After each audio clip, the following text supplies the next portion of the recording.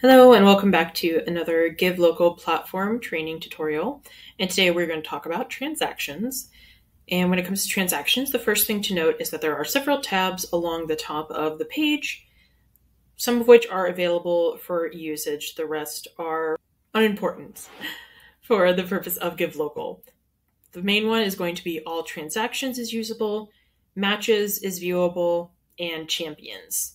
Talking about all transactions to start with is you have the ability to look at filters for various days throughout the Give Local campaign and also during early giving. So you can just type in a date, either a start date, end date, and that's what's going to show you below is all transactions during that time. In addition, you always have a summary that will be updated in real time starting at the beginning of early giving all the way through the end of Give Local as gifts come in. It'll show you how many funds have been raised, how many gifts have been given, whether they were online, offline, the total number of donors, and averages for both offline and online. You can, when you keep scrolling down, there is another filter system that if you needed to search by a specific donor name, if you need to search by a specific donation amount, you could go ahead and do that in here. Otherwise, there is a lot of information that is provided as for each transaction.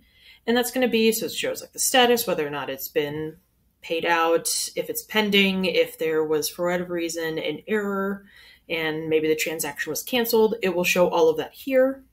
There's going to be the date, whether they paid online, offline, etc., and all the various information that comes with a donation, including the contact information and transaction ID, and if they have any kind of comments for you.